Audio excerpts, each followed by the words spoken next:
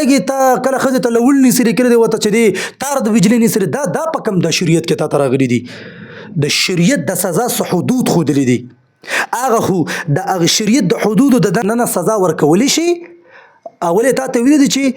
کټ جدا کا بله ځای جدا کا او که اخره کې هم سم نشي نو بیا ول خیر په ملا یو دوه ډبه ورکولی شي تا ته دا نه دي ویلي چې ته بیډ راوالو سر له وله روبغوه دا ډېر لوی ظلم شروع دی هلته ته د بچو په مخ کې په بیبي دې